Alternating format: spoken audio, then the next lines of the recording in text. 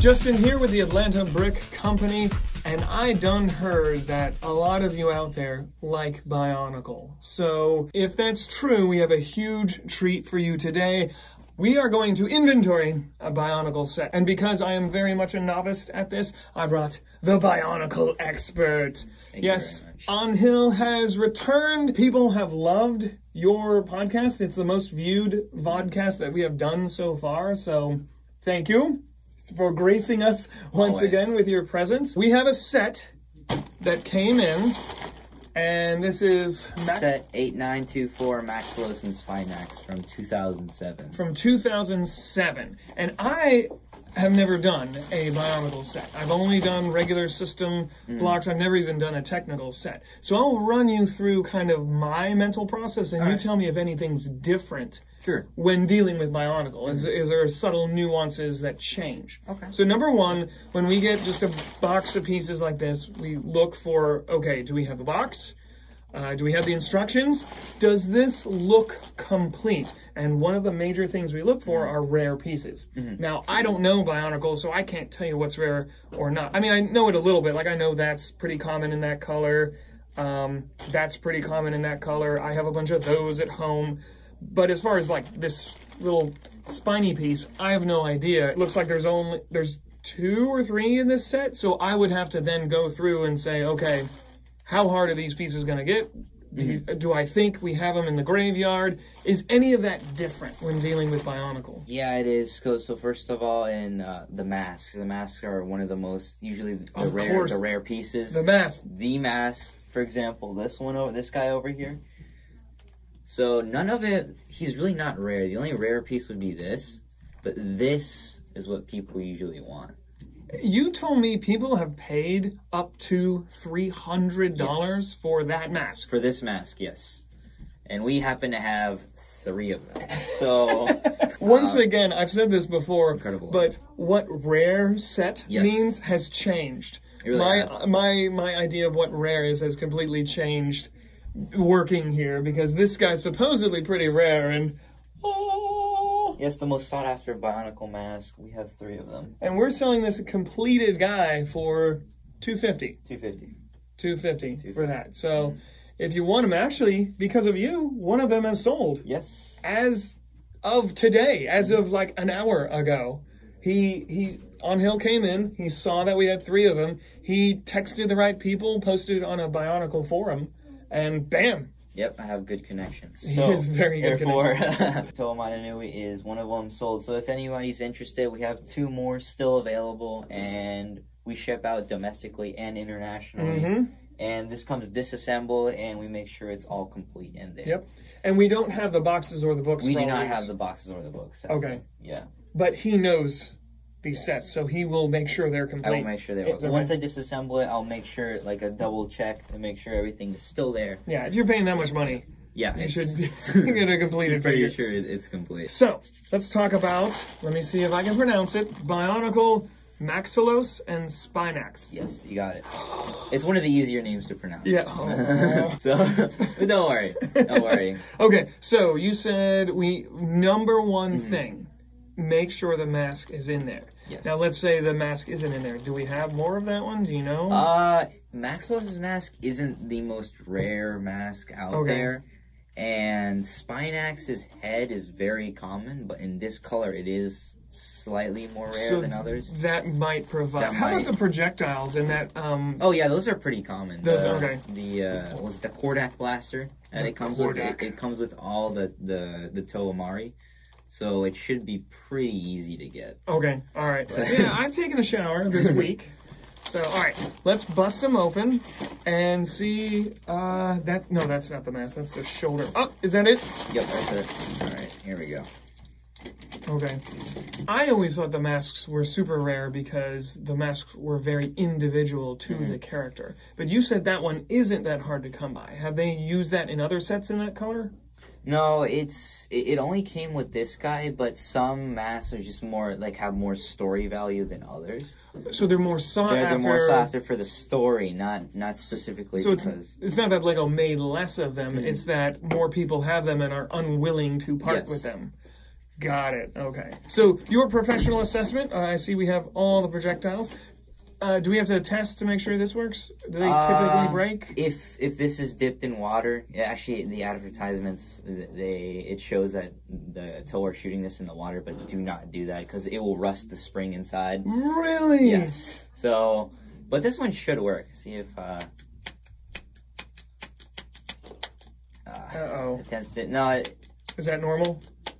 No, you gotta put a little pressure on it. Oh, okay. Sometimes they get a little stuck, so that's normal. That one doesn't want to fire. Yeah, all the rest fire. Oh, there we go. There you go. And it comes with extras, so the set comes with extra projectiles in case you lose some, because they're very easy to lose. So we mentioned this before. Anhil's the Bionicle Expert, so definitely watch the podcast with him on it. He takes you through the entire story, and I just sit back, buckle up, and I'm along for the ride. But as far as this guy, we did mention him in that podcast, correct? I think we did show him in the very podcast. Quickly. But since we're spending a little bit of time with just him, could you tell us briefly, because story is so important to the Bionicle universe, can you kind of briefly tell us who this guy is, why is he so cool looking, why is he underwater?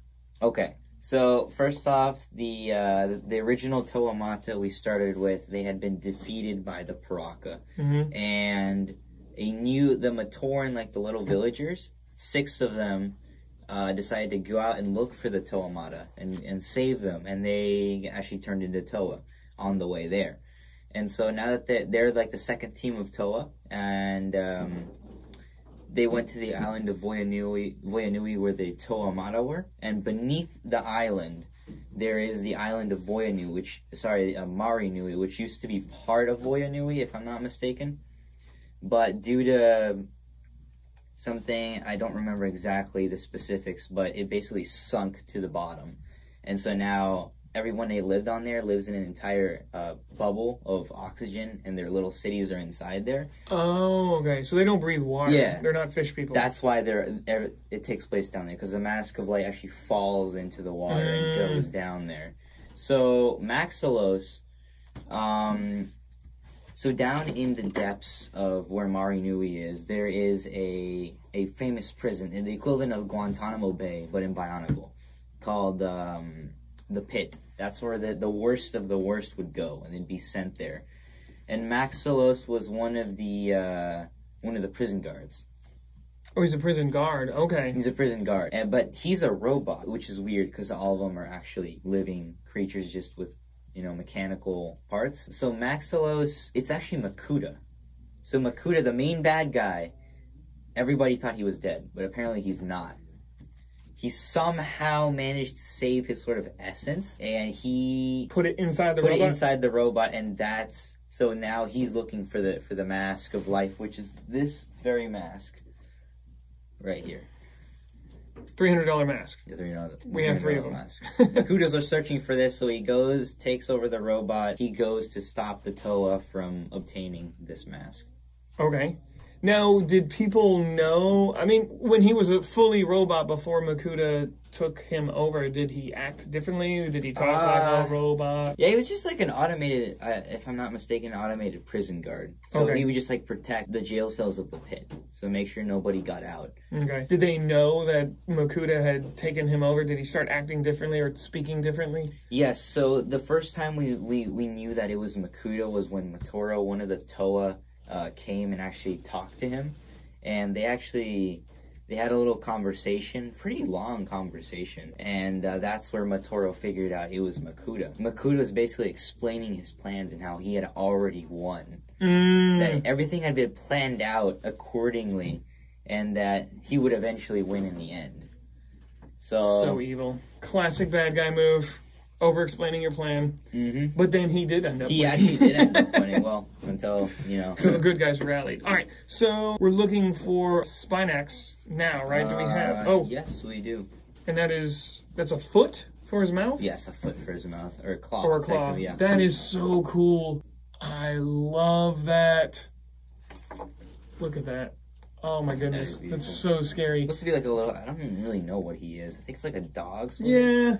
I mentioned this on our vodcast that this looks like a transformer when he's all built Yeah, up. it really does look like he is so frightening looking, and I've got to think that the people who designed the Michael Bay Transformers were Bionicle fans. This kind of layered, super complex detailing, biomechanical looking craziness, and then you add this to it. I mean, it looks nasty. So this looks like it's been taken pretty good care of. It's not too dusty. Yeah, it looks like a pretty good condition. All the joints look pretty good, so that's good. Now, you mentioned at this time... Whoa, there's some dust. Yeah, at this time, this is when it started, the parts started to get... But it was only with lime joints, lime color joints. Okay. After 2000... No, starting in 2008, LEGO completely remodeled the joints.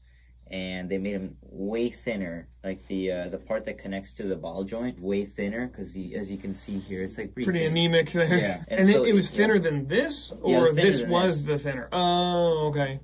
Just to save on parts or pieces or plastic? I don't know what they were trying to... Okay. I think maybe trying to save plastic. I don't really know. But it made sets a lot more fragile. Okay. So even if you're putting it together, it's brand new, you're putting it together for the first time, it can just snap on you. Okay. So it made mocking very, very difficult. But nothing to worry about on this guy. Yeah, nothing to worry about on this guy. Okay. Yeah. Cool. Anything besides the mask? Anything super rare? Are these... no, they're pretty common. Painted claws? Pretty common. I guess that's painted, right? Yeah, that's painted, airbrushed or whatever. Those aren't super rare. Now, I do have this...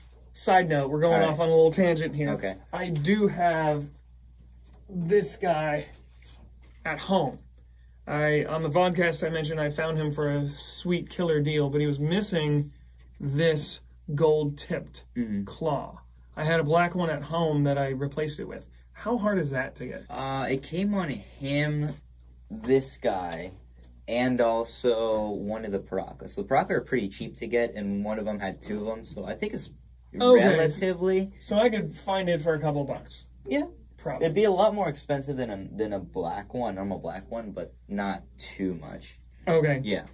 All right. You'd be able to find one. All right, cool. So I might be doing that today. Yeah. Other than that, we're going to go ahead and do I assume, you tell me if I'm wrong, we're going to do the normal inventory process. So we're going to take them all apart. We're going to print out a Bricklink list, because I assume Bricklink does Bionicle as well. Bricklink does. So we'll check off, make sure we have the correct number of pieces, build them up, and take you in for a closer look and show it to you. All right.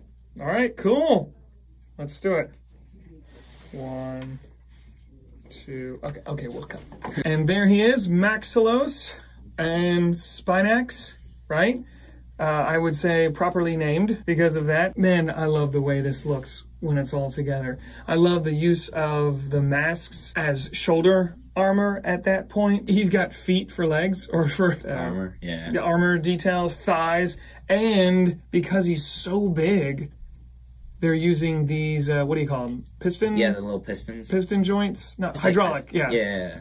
As supports, and man, they're stiff. How old is this set? So it's 2021, so it's been about, like 14 years. 14 years, and this feels amazing how tight this is. Very nicely done, LEGO. Kudos to you. And this guy, we weren't really missing anything. Whoever had this kept everything together. As far as building him, what is the most challenging part? I wouldn't say it was like the very, very challenging. Usually Bionicle sets are a lot more simpler than, say, like a giant Ninjago City. Oh, okay. Yeah. So the building techniques are pretty standard. I will say though, very, very interesting technique for the body. Because around this time, we were getting something called the Anika Build, which would be like the new standard for the rest of Bionicle, starting from 2006.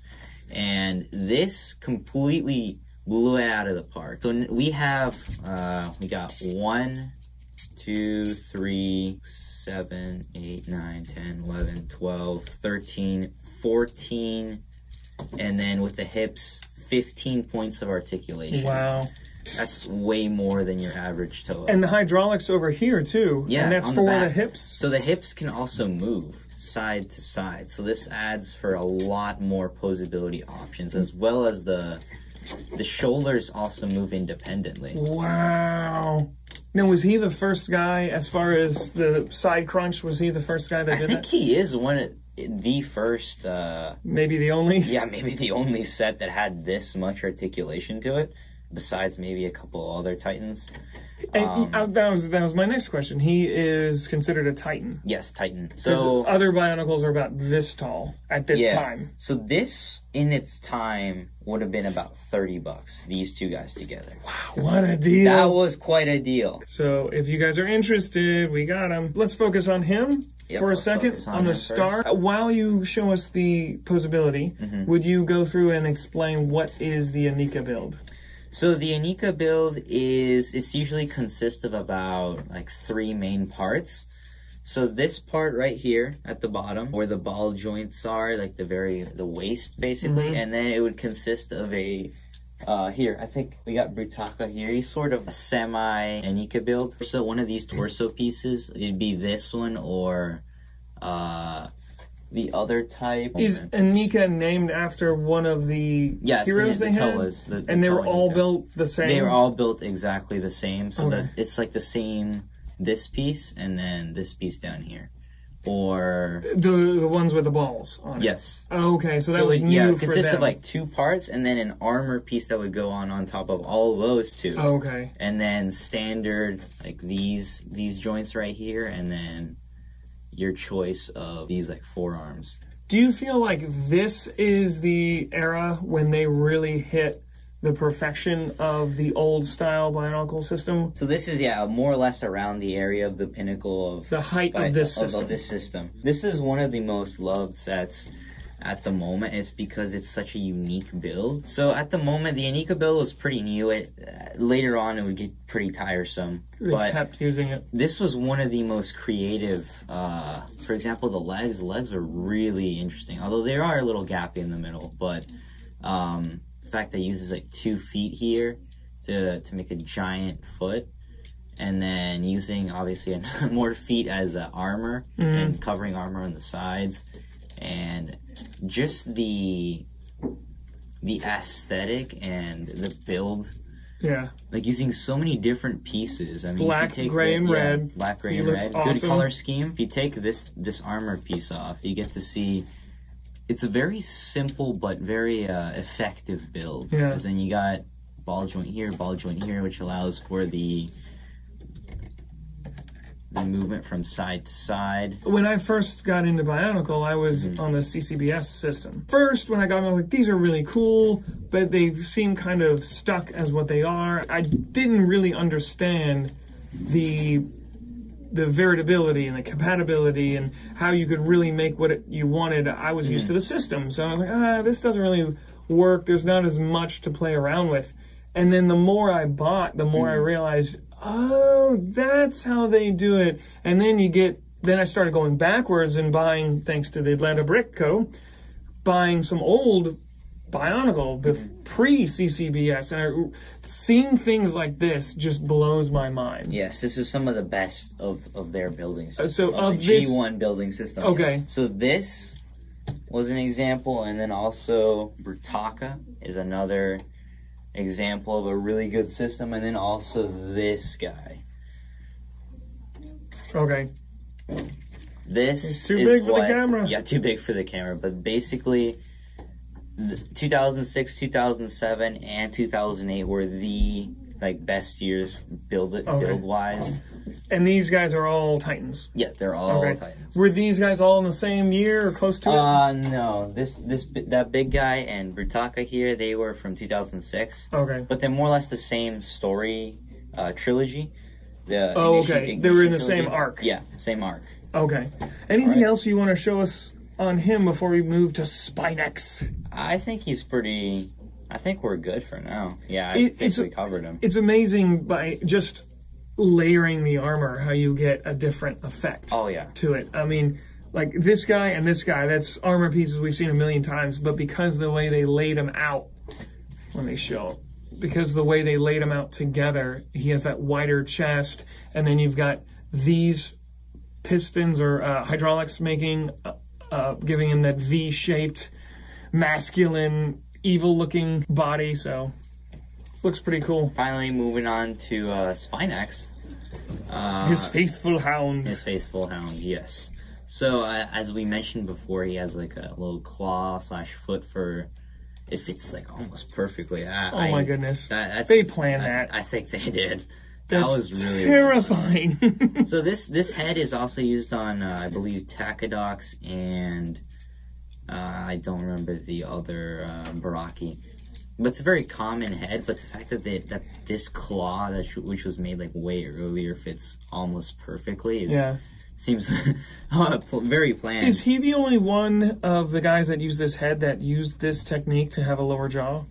No, the other ones use like they were like a little different. Okay. But yeah, I think they use something similar to this, but not using the claw.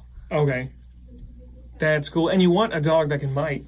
Yep. So that was very important, right? If you're the chief guardsman of an underwater prison for the worst criminals ever. Yes. Look how they used this sword blade piece as the spine and followed the curve beautifully, and then use this flexible piece to kind of mask it a little more to fill it in. I mean, that's just genius. And then to top it off, they made sure to give it a little belly too.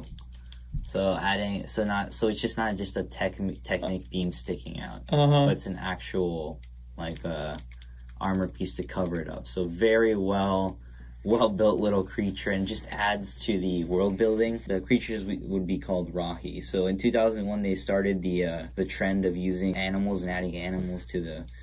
And so this is just one more. And I like this. They use a regular Technic piece at, what is that, the 60-degree angle? I don't know. I think so. And then they just use the regular Bionicle ball joint on the end to make that shape, then curved it around. This is art. Yeah, this is art right This here. is art. And the legs are simple, normal Bionicle construction.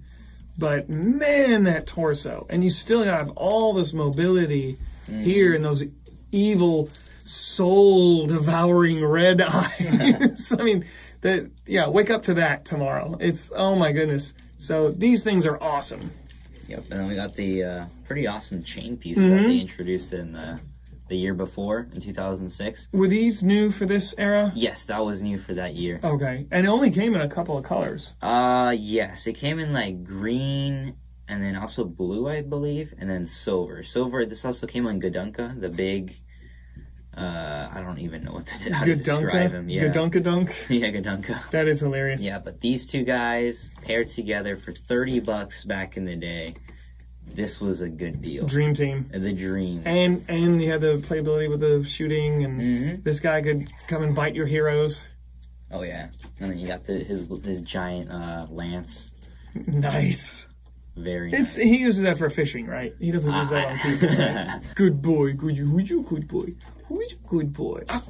Jeez. All right. We found a box. We had to scour our box graveyard, which I didn't even know where the Bionicle boxes were kept. Anhil had to show me. Yeah, this was like really like hidden between the all the rest of the box. Because I've only looked for system pieces, so I was like, where do we keep Bionicle? But he found it. You can see it's a little beat up. A little some of that tape was already there, but we did have to tape it up a little more. He is complete 100%. He did the work, so you can trust him, and I looked at him and said, yeah, that looks right. And we put the sticker on. So this guy is currently, as of the recording of this video, is going for $115, $114.99. And you were going to talk about the box art because this is absolutely beautiful. So this is where they're underwater, you said. Yes. So if you notice on the front, they've got bubbles, and there's definitely an underwater theme going on with how everything looks. There's the set number, the prices, or the age. Take us through it. Well, first off, obviously, it is absolutely beautiful just seeing Maxilos and Spinax just together in one beautiful scene. Like on a rock, I think probably shooting one of the Toa. And then on the sides, it looks like, I think it's trying to represent the jail cell. I'm not, or the pit. I'm not really sure. Like that rusted metal. Yeah, that rusted metal. I think that might be what it's trying to represent. What is that here. Symbol up there? I actually don't know. I wish I knew, but I think it might be. You guys correct me if I'm wrong, but all you Bionicle fans out there, I believe that's the symbol for Maxilos, either Maxilos or the pit.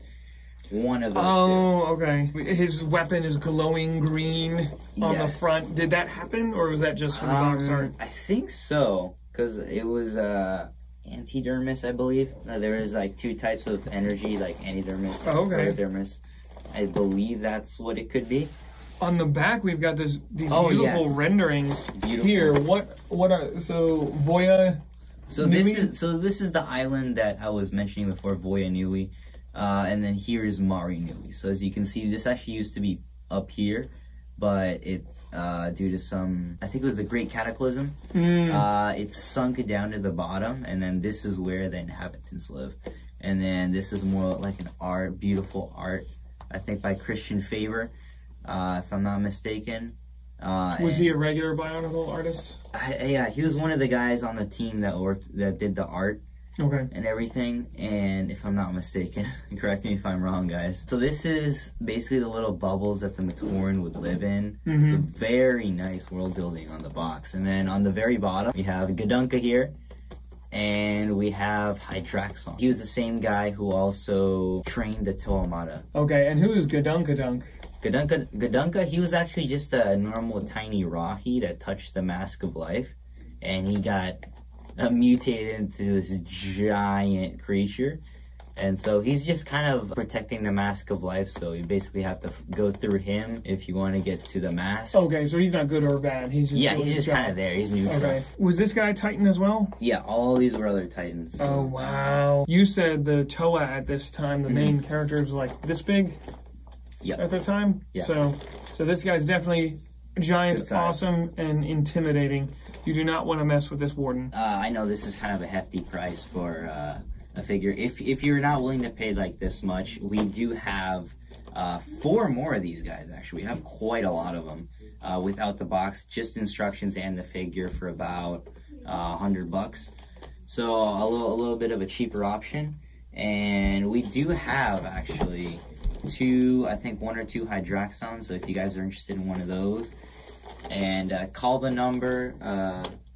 It's in the description. It's in the description below. And our Facebook and the website is in the description. Look down there. Yep.